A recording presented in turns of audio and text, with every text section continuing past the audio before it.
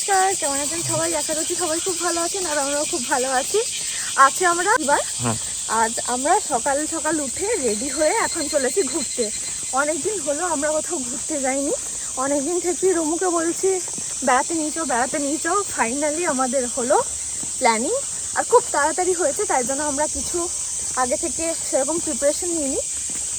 Unplanned জিনিসপত্রগুলোই কিন্তু ভালো হয়, মানে আনপ্ল্যান্ড হলিডেজ, তাই না?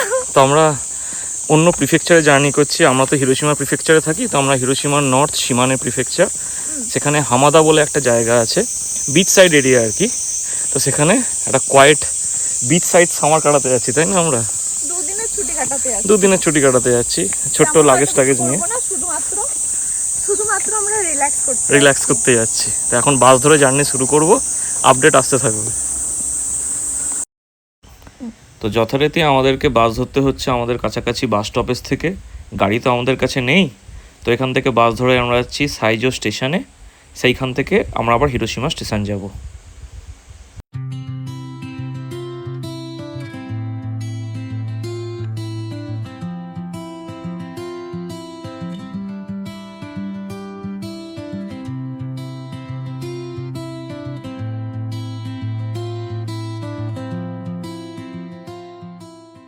তো টিকিট কাটার জন্য আমরা আইকোকা কার্ড ব্যবহার করি।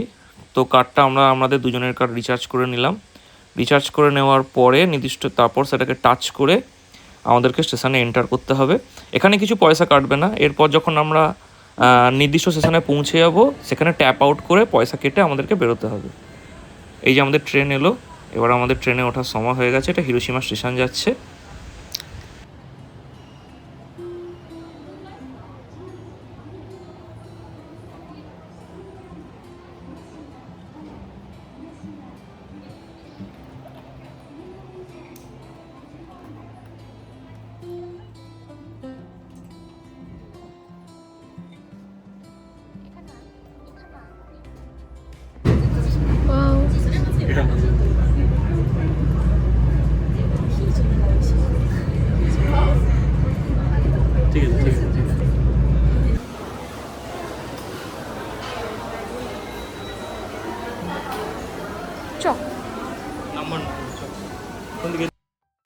হিরোশিমা স্টেশনে পৌঁছানোর পর আমরা হামাদার দিকে রওনা তো দেব, কিন্তু তার আগে আমরা ঠিক করেছিলাম আমরা এখান থেকে স্টেশন থেকেই আর কি লাঞ্চটা সেরে নেব।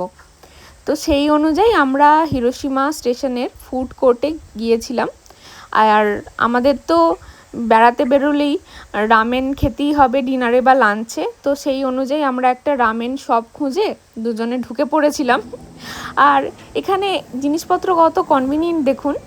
আমাদের জামা যাতে রামেনের স্যুপ ছিটে না লেগে খারাপ হয়ে যায়, তো তার জন্য এরকম ডিসপোজেবল অ্যাপ্রন ওনারা অফার করেন। এটা প্রতিটা রামেন শপই ওনারা দিয়ে থাকেন। মাঝে মাঝে চেয়ে নিতে হয় বা মাঝে মাঝে ওনারা নিজেরাই অফার করে থাকেন। তো এই হলো আমাদের রামেন চলে এসেছে, গরম গরম তোঙ্কৎসু রামেন, আর সুগরটা হচ্ছে শৈয় রামেন। আমি পুরোটা খেয়ে নিয়েছি, ব্রথ সমেত। আমি ব্রথ ছাড়িনি। এটা ঠান্ডা দিয়েছে দেখ, জানি ওসিগুড়িটা ঠান্ডা ওসিগুড়ি। ও ওয়াও, ও বরফে ওসিগুড়ি। তো স্টেশনে আমাদের হিরোশিমা স্টেশনে খুব সুন্দর লাঞ্চ সেন্টার আছে, সেখানে আমরা দুজনে মিলে রামেন খেলাম। রামেন খাওয়ার পরে আমরা বাসের জন্য ওয়েট করছি। 12:35 আমাদের বাস আছে, 2.5 ঘন্টার বাস। ঠিক আছে, তাকে দেখানো বসে আছে। এটা আমাদের এখানকার বাস স্ট্যান্ড।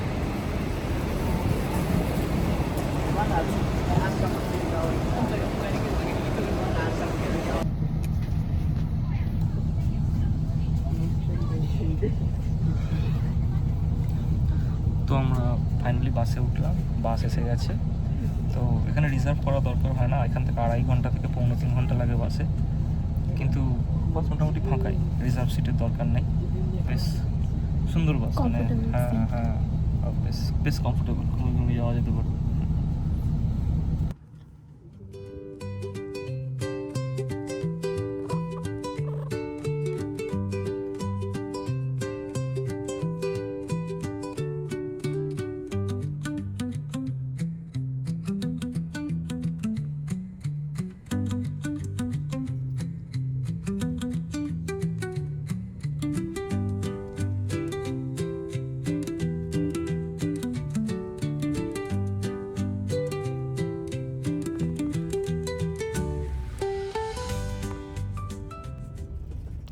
যেহেতু হিগাশি হিরোশিমা শহরটা পুরোটাই পাহাড় দ্বারা ঘেরা, তাই আমরা অন্য প্রিফেকচারে যখন যাচ্ছিলাম তখন আমাদের পাহাড়ের ভেতরে যে টানেল আছে ওইগুলো অনেক ছোট বড় নানান টানেল অতিক্রম করে যেতে হয়েছে। এবার এই টানেলগুলোর মধ্যে সব থেকে লম্বায় যেটা বড় সেটা ছিল 3.7 কিলোমিটার পর্যন্ত বিস্তৃত। ফাইনালি 2 ঘন্টা 45 মিনিট বাসে জার্নির পর আমরা হামাদা স্টেশন পৌঁছালাম। এই সামনের রাস্তাটা আর কি হামাদা স্টেশনের এন্ট্রান্সের একটা লেন। যদিও বাসটা ডাইরেক্টলি হামাদা স্টেশন আসেনি, তার আগে 3টে স্টপেজের মতন দাঁড়িয়েছে এবং মাঝখানে একটা জায়গায় ব্রিফ স্টপিংও ছিল। এই আগস্ট মাসে জাপানে প্রতিটা প্রিফেকচারে ওবন অনুষ্ঠান অনুষ্ঠিত হয়, আর এই ওবন হচ্ছে পূর্বপুরুষদের স্মরণ করার একটি উৎসব। আর এটা সাধারণত ওই মিডল অফ অগস্ট থেকে শুরু হয়, কিন্তু কোনো কোনো প্রিফেকচারে 1 সপ্তাহ আগে থেকেই এর প্রিপারেশন শুরু হয়ে যায়। তো আমরা যখন স্টেশনে পৌঁছালাম তখন দেখলাম এখানে ওবনের জন্য প্রিপারেশন চলছে। জাপানিজরা মনে করেন তাদের পূর্বপুরুষেরা এই সময়ই স্বর্গ থেকে মর্তে আসেন এবং বিভিন্ন রকমের অনুষ্ঠান এবং অফারিংস দিয়ে তাদের স্মরণ করা হয়। তো ফাইনালি আমরা পৌঁছে গেছি কোথায় বল? হামাদা স্টেশনে। হামাদা স্টেশনে বাসটা আমাদের হামাদা স্টেশনে নামালো। এরপর আমাদের যে হোটেলটা আছে এটা স্টেশন থেকে আরো 2 কিলোমিটার আমাদের যেতে হবে। তো আমরা ভাবছি আগে স্টেশনের সুভেনিয়ার কাউন্টারের দিকে যাব, কিছু কিছু জিনিস দেখবো। যেমন এখানে আমরা দেখতে পেলাম ওবনের প্রিপারেশন চলছে, খুব ভালো লাগলো। স্টেশন থেকে তারপর আমরা একটা ট্যাক্সি রেন্ট করলাম হোটেলের দিকে যাওয়ার জন্য। বাইরে এত বেশি অত্যন্ত গরম ছিল, অন্য কিছু ভাবার আমরা সময়ই পাইনি, তাই জাস্ট ট্যাক্সিটা বুক করেছি এবং সি সাইডের পাশ দিয়ে যেতে যেতে আমরা আলটিমেটলি হোটেলে পৌঁছেছিলাম। দেখুন কি সুন্দর, এটা একদম হোটেলের কাছাকাছি। সি বিচটা আমাদের দেখতে অসাধারণ লাগছিল এবং আমরা খুব এক্সাইটেডও ছিলাম। এবং তারপর ফাইনালি আমরা হোটেল শিমায়াতে পৌঁছালাম। হাই,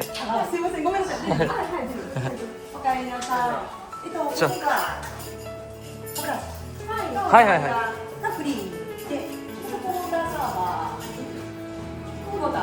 ওটা ওটা電子レンジ、はい。はいはいはいはいはい。お風呂がこっちが男性、女性。メンズ。はいはいはいはいはい。あ、どうもこんにちは。でここがトイレット。কেমন সি ফেসিং হয়েছে? সি ফেসিং হয়েছে তোমার? This is amazing. হাই। এই ধরনের স্টেইং প্লেসকে জাপানিজ ভাষায় রিওকান বলে, যেখানে তাতামি রুম থাকে এবং shared restroom, kitchen and dining place থাকে। আর রিওকানে থাকার এটা আমাদের প্রথম অভিজ্ঞতা। প্রচণ্ড গরম বাইরে, তাও আমরা এসেছি সি সাইডে। আর সি ফেসিং আমরা রুম নিয়েছি। আমি দেখাই আমাদের রুম থেকে। প্রথম কথা আমাদের রুমটা একটু দেখাই। আমাদের রুমটা হচ্ছে তাতামি রুম, ট্র্যাডিশনাল জাপানিজ রুম। আর দেখা যাক এখানে, আর এখানে আমাদের কটা বেডও দিয়েছে আর কমফোর্টারও দিয়েছে, বেড দিয়েছে। আজকে রাতে আমরা এটা দিয়ে শোবো। আর আমরা দেখাই এবার যে আমাদের রুম থেকে সি সাইডটা কেমন। এই যা, এটা হচ্ছে আমাদের সি ফেসিং রুম। রুমটা খুব সুন্দর, তাই না? এটা হচ্ছে আমাদের সি ফেসিং রুম। আচ্ছা, আর আমরা এখানে 2 রাত থাকবো। আর আমি বলে দিই ওইটার জায়গাটার নাম কি বললি? তাতামিগুড়া। তাতামিগুড়া। সানসেট খুব ভালো দেখা যায়। তো আমরা ভাবছি যে আজকে 7:17-তে 7:07-এ সানসেট হবে। তো আমরা ভাবছি আমরা আজকে ওখানে সানসেট দেখতে যাবো। ইয়েস, আমরা যাবো দেখতে, তারপর স্নানে যাবো। আর কি কি করব এটা দেখার, ডিটেলস দেখার জন্য আমাদের চ্যানেলটা সাবস্ক্রাইব করে নিন।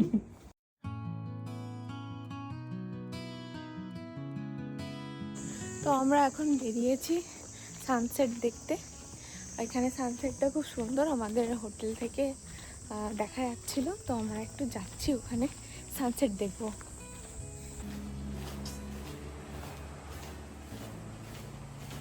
টানেল দিয়ে হেঁটে যাচ্ছি, মুখটা দেখানো হলো না, কিন্তু জাস্ট ওটা আমাদের হোটেলের এন্ট্রান্সের সামনে। হ্যাঁ, তো এখানে একটা তাতামি গৌড়া বলে একটা খুব ভালো জায়গা আছে নাকি বলা হয়, জানি না যদিও। আমরা কোন দিক দিয়ে যেতে হবে সেটাও বুঝতে পারছি না, আমরা জাস্ট বেরিয়েছি। এটার মধ্যে একটা সমুদ্রের আওয়াজ পাচ্ছি। সমুদ্রের আওয়াজ পাচ্ছি, এক্সপ্লোর করতে যাচ্ছি। এটাই তো তাতামি গৌড়। একটা খুব সুন্দর জায়গা পেলাম এখানে, খুব সুন্দর একটা জায়গা আছে, হেভি দেখতে লাগছে, তাই না?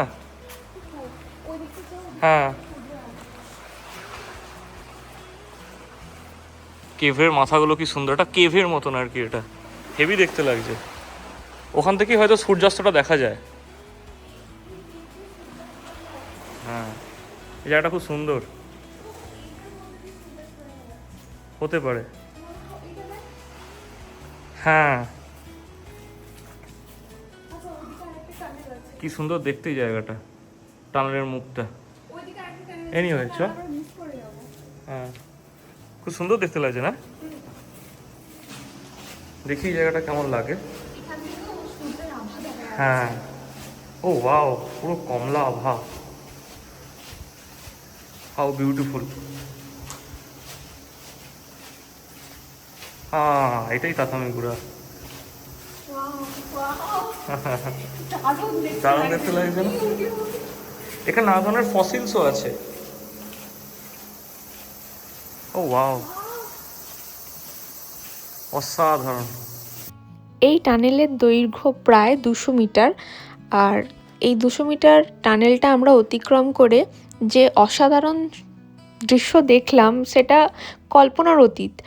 যাই হোক, এই বিচেই প্রায় 1,60,00,000 বছর পুরনো ফসিলস দেখা যায়। আর এখানে একটা হার্ট শেপের ঝিনুকের ফসিলস আছে, যেটা দুর্ভাগ্যবশত আমাদের চোখে পড়েনি, কিন্তু ঝিনুকের ফসিলস অনেক আমরা দেখেছি। আর দেখুন এই বিচে ছোট ছোট বেঞ্চের মতো উল্টানো যে পাথরগুলো আছে, এই ফসিলস দ্বারা গঠিত হয়ে এইরকম আকার নিয়েছে। আর এইসব কারণের জন্যই এই তাতামি গৌড়া বিচকে প্রাকৃতিক জাদুঘরও বলা হয়। আমরা ওই টানেল থেকে বেরোলাম, ওই টানেল থেকে ওই বিচে যাওয়া যায় আর কি। টানেল থেকে বেরোলাম, বেরিয়ে এবার ওই দিকে যাব। ওইখানে একটা সুন্দর ক্যাফে আছে। হ্যাঁ, আমাদের হোটেলটাও পাশেই, ডান দিকে। তো ওইদিকে একটা সুন্দর ক্যাফে আছে, ক্যাফে আছে, এক্সপ্লোর করতে যাবো। দেখলাম ওখানে পাস্তা ক্যাফে আছে, বল বুড়ি, দেখি যাই।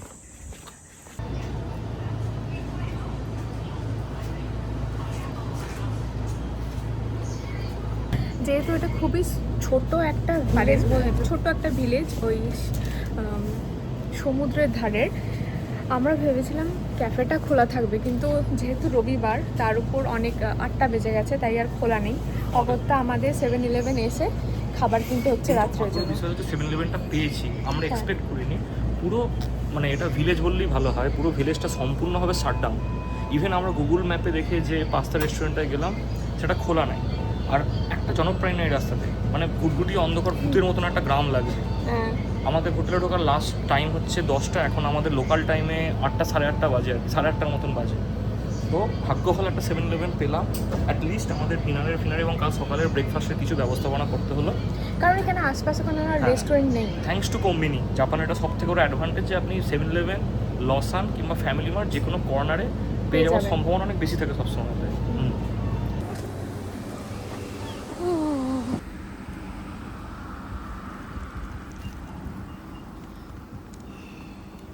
যেমনটা বলছিলাম, একদম সব শুনছান, কিচ্ছু নেই।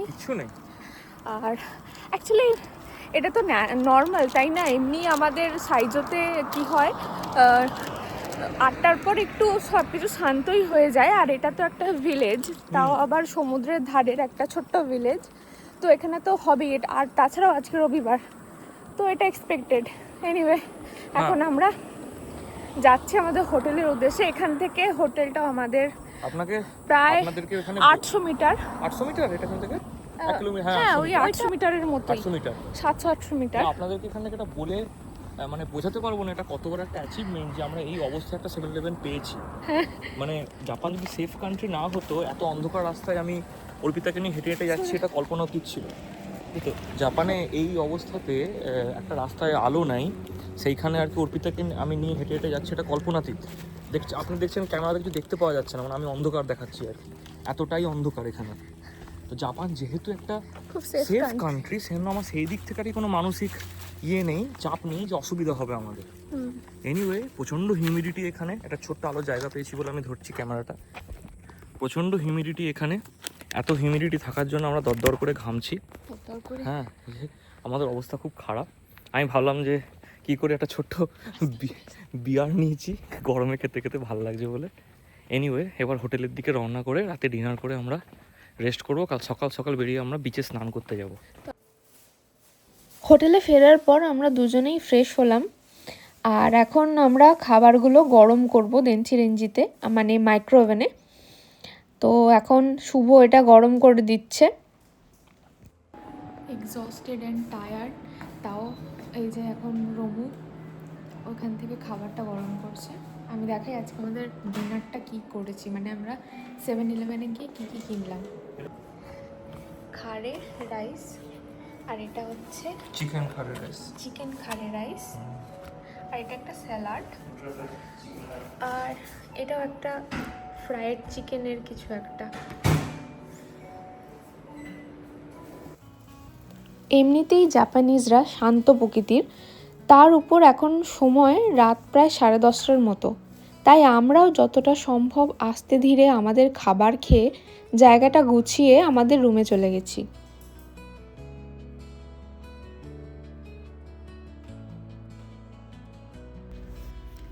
তখন রাত প্রায় 12:30টার মতো। সারাদিনের ঘোরাঘুরির ক্লান্তিতে শুভ তো ঘুমিয়ে পড়েছে, কিন্তু এক্সাইটমেন্টে আমি তখনও জেগে। ভোর রাত অবধি আমি শুধু ওই সমুদ্রের দিকে তাকিয়ে ভাবছিলাম, সবাই ঘুমিয়ে পড়লেও সমুদ্র কিন্তু ঠিকই জেগে আছে।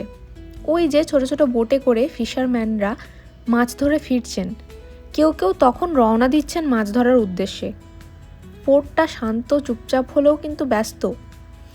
একরাশ জলরাশির মাঝে এই ছোট ছোট বোটগুলোর আলো যেন অন্ধকারের জোনাকি পোকার মতো। আর এইভাবেই আমরা আজকের দিনটা আমাদের কাটালাম। আর কাল কি করছি না করছি সেটা আসছে আমাদের পরবর্তী ব্লগে। ততক্ষণ ভালো থাকবেন, সুস্থ থাকবেন। নমস্কার।